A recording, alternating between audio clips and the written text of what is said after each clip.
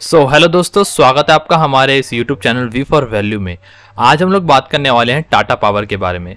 Tata powers के fundamentals के बारे में बात करने वाले हैं और हाल ही में हुई एक अफवाह के कारण क्या ऐसा हो सकता है कि आने वाले टाइम पे टाटा पावर क्रैश हो जाए या रिन्यूएबल एनर्जी का जो बबल बन रहा है वो फूट जाए। तो इनमें से क्या सच है, क्या झूठ है, सारी चीज़ें आज हम इस वीडियो में जानने वाले हैं। तो वीडियो का एंड तक जरूर देखिएगा और आप जान जाएंगे कि टाटा पावर में आखिर आपको इन फ्यूचर में क्या करना है। So without wasting any time let's start the video. सबसे पहले मैं आपको बता देना चाहूँगा, जैसे कि आप यहाँ पे देख पा रहे हैं, टाटा पावर जो है वो एक पावर ट्रांसमिशन और डिस्ट्रीब्यूशन का काम करती है, लार्ज कैप कंपनी है। जैसे कि आप देख पा रहे हैं, पी रेशो 65.83 का है और पीबी रेशो 2.94 का है। ये दोनों ही अपने सेक्टर के मुताबिक अभी काफ़ी ज़्यादा है, अपनी हाई वैल्यू पे जा चुके हैं। तो जिसके कारण आज के टाइम पे ये स्टॉक को लोग ओवर वैल्यूड मांगने लग गए हैं, क्योंकि लास्ट 1 ईयर में जैसे कि आप देख पा रहे हैं अपने आप में एक मल्टी बैगर साबित हो चुका है ये स्टॉक। हम ये जानना चाहते हैं कि क्या आने वाले टाइम में इसमें और ग्रोथ पोटेंशियल है।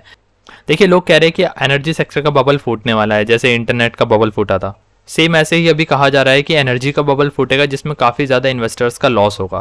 तो इससे पहले हमें ये जानना पड़ेगा कि बबल होता क्या है। तो सिंपली आपको 5 स्टेज ऑफ बबल के बारे में जानना होगा, जिसमें एक सेक्टर या कोई एक पर्टिकुलर कंपनी एक अपनी तरफ से एक स्टेटमेंट पास करती है, एक कमिटमेंट देती है अपने इन्वेस्टर्स को कि हम आने वाले 10 साल में, 20 साल में, विद इन 10 to 15 ईयर्स हम आपको ये रिजल्ट डिलीवर करेंगे। अभी के टाइम पे जैसे कि एनर्जी सेक्टर में लोग रिन्यूएबल एनर्जी की काफ़ी ज़्यादा बातें कर रहे हैं।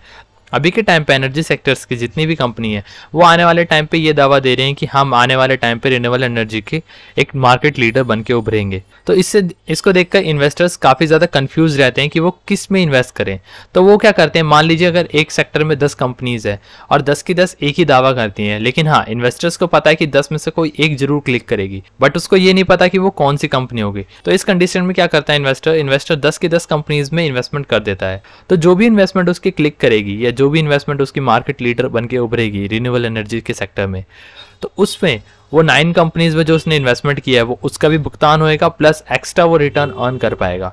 तो ऐसा क्या होता है, जब सारी कंपनीज में लोग इन्वेस्टमेंट करने लगते हैं तो क्या होता है, तो अनाउंसमेंट के बाद जैसे ही पहला स्टेज खत्म होता है तो सेकंड स्टेज आती है, जब वो सारी कंपनी ग्रूम होने लगती है, सारा सेक्टर बढ़ने लगता है, क्योंकि हर एक कंपनी में इन्वेस्टमेंट करी जा रही है। फॉरेन इन्वेस्टर, डोमेस्टिक इंस्टीट्यूशनल, हर एक कंपनी, हर एक इंडिविजुअल उसमें इन्वेस्टमेंट करता है। तो इसकी वजह से क्या होता है, वो ज़्यादा ग्रूम होती है, वो बढ़ने लगती है। देन वो चीज़ थर्ड स्टेज में जाती है जहाँ पे एक फोमो फैलता है। अगर आप अर्निंग कर रहे हैं तो आपका फ्रेंड भी अर्निंग करेगा इन्वेस्टमेंट करके। तो क्या होगा, नए नए इंडिविजुअल्स भी आएंगे जो कि उस कंपनी में इन्वेस्टमेंट करेंगे, तो वो और ज़्यादा बढ़ेगा।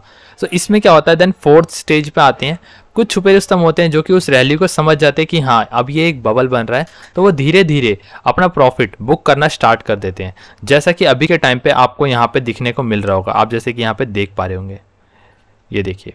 म्यूचुअल फंड ने क्या करा, धीरे धीरे धीरे धीरे म्यूचुअल फंड कम करने लग रहे हैं अपने इन्वेस्टमेंट। सेम यही चीज़ ही आपको फॉरेन इन्वेस्टर्स के साथ देखने को मिलेंगी, और ये सारा बर्डन जो आ रहा है वो रिटेलर्स के पास आ रहा है। आप ये देख पा रहे होंगे, जैसे कि 16% से आज वो 26%, 10% की उछाल हुई है बीते 6 महीनों के अंदर। तो ये काफ़ी बड़ी बात होती है कि शेयर किसके पास कितना टाइम रहता है। तो इससे क्या होगा, लास्ट में जितने भी स्मार्ट लोग होंगे वो प्रॉफिट बुक कर लेंगे, और जो लोग उस फॉर्मों में रहेंगे वो और ज़्यादा इन्वेस्टमेंट करते रहेंगे। देन फाइनल टर्न आता है, वो होता है पैनिक सिचुएशन। वो सोचते हैं कि 10% आज गिर रहा है, 20% गिर रहा है, लेकिन अगले महीने वो 20 की जगह 50% रिटर्न देगा।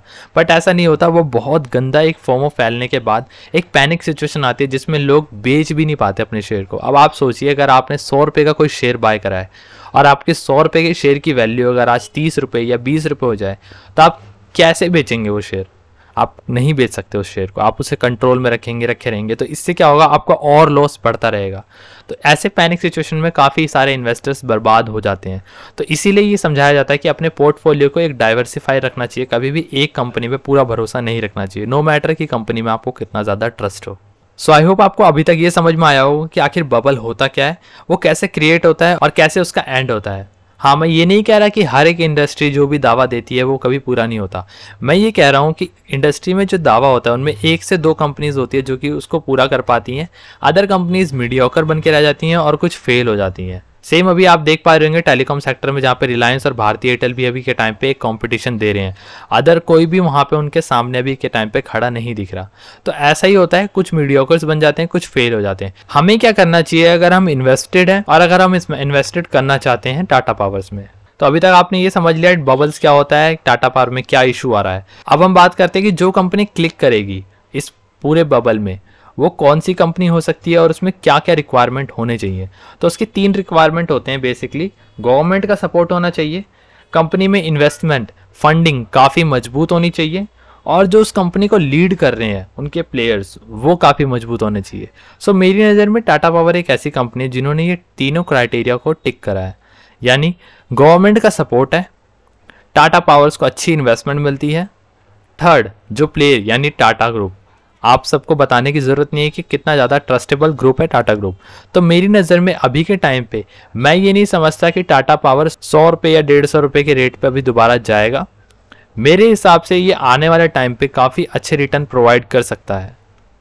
ये मेरा पॉइंट ऑफ व्यू है अकॉर्डिंग टू माई एनालिटिक्स। क्योंकि जैसे कि इसका आप होल्डिंग पैटर्न देख पा रहे होंगे, भले ही चाहे कितने भी उतार चढ़ाव आ रहे हों, टाटा पावर्स के प्रमोटर्स ने जरा भी पैनिक सिचुएशन नहीं दिखाई है।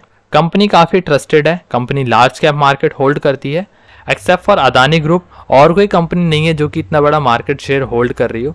सो मेरे हिसाब से अगर हमें किसी को पिक भी करना हो अगर एक पूरे बबल्स में, तो हमें एक मार्केट लीडर जो ऑलरेडी है उसको पिक करना चाहिए as compare to new player. Underdog को पिक करने से अच्छा आपको उन कंपनीज को पिक करना चाहिए जिनके पास प्रीवियस एक्सपीरियंस है और वो उससे डील कर पा रहे हैं। जितना बड़ा मार्केट कैप होता है कंपनी पे उतना बड़ा प्रेशर होता है अपने आप को परफॉर्म करने का। सो अभी के लिए टाटा पावर इस प्रेशर को झेल पा रही है और इसी वजह से वो लास्ट 1 ईयर में इतने अच्छे रिटर्न प्रोवाइड कर रही है। आप ये सोच के अगर इन्वेस्टमेंट करेंगे कि इसमें डाउनफॉल देखने को मिल रहा है, प्रॉफिट रेवेन्यू बढ़ नहीं रहा, देखिए अगर आप रेवेन्यू या फिर प्रॉफिट के हिसाब से इन्वेस्टमेंट करते हैं तो आप ये खुद सोचिए कि इनने 100% का रिटर्न कैसे लाया है लास्ट 1 ईयर में। और अगर आप लास्ट 5 ईयर्स की बात करेंगे तो आप देखिए यहाँ पे डाउनफॉल देखने को मिला। लास्ट 3 ईयर्स 2 ईयर्स इनने काफ़ी ज़्यादा डाउनफॉल देखने को मिले, बट अभी के टाइम पे देखिए इस 1 साल में इसने काफ़ी बड़ा फॉल दिखाया है। सो ये क्यों हो पा रहा है? अगर आप सोचेंगे कि इनने प्रॉफिट अर्न नहीं करा तो ये क्यों?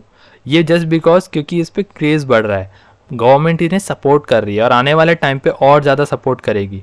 इंडिया में ऐसे इन्वेस्टर्स की कमी नहीं है जो कि रिन्यूएबल एनर्जी में इन्वेस्टमेंट करना चाहते हैं। क्योंकि अगर आप अदर कंट्रीज़ के मुकाबले इंडिया को कंपेयर करेंगे तो इंडिया की रिन्यूएबल एनर्जी अभी सोर्स इतना ज़्यादा हाई नहीं है। और गवर्नमेंट ने भी काफ़ी बड़े बड़े स्टेज पे जाके अनाउंसमेंट की है कि वो रिन्यूएबल एनर्जी के सोर्स में काफ़ी ज़्यादा आगे बढ़ेंगे, कोल को कम से कम यूज़ करने की कोशिश करेंगे और रिन्यूएबल एनर्जी पे फोकस करने की कोशिश करेंगे एक विकसित देश की तरह।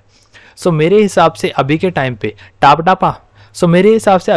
टाटा पावर एक बेस्ट अपॉर्चुनिटी हो सकती है बाय करने के लिए for the long term investment. अगर आपके पास व्यू है 2025 तक का, 2030 तक का, तो आप बेशक टाटा पावर्स में बाय कर सकते हैं। बट बिफोर इन्वेस्टिंग आप प्लीज़ एक बार अपनी खुद की रिसर्च ज़रूर करिएगा, अपने खुद के एनालिटिक्स ज़रूर चेक करिएगा। ये केवल और केवल मेरा पॉइंट ऑफ व्यू है क्योंकि मैं पर्सनली इसमें इन्वेस्टेड हूँ। अगर आपको मेरी ये वीडियो पसंद आई हो, वीडियो की इन्फॉर्मेशन पसंद आई हो, तो प्लीज़ मेरे इस वीडियो को लाइक करके चैनल को ज़रूर सब्सक्राइब करिएगा क्योंकि यहाँ पे आपको अलग अलग कंपनीज़ के बारे में डिटेल इन्फॉर्मेशन प्रोवाइड होती है। तब तक के लिए अगर आपके पास थोड़ा और समय है इन्वेस्टमेंट को देने के लिए तो मेरी ये बिकमिंग अ बेटर इन्वेस्टर की प्लेलिस्ट आप ज़रूर देख सकते हैं। सो जल्दी मिलते हैं ऐसी एक और नई वीडियो के साथ। तब तक के लिए stay safe and goodbye. Thank you दोस्तों।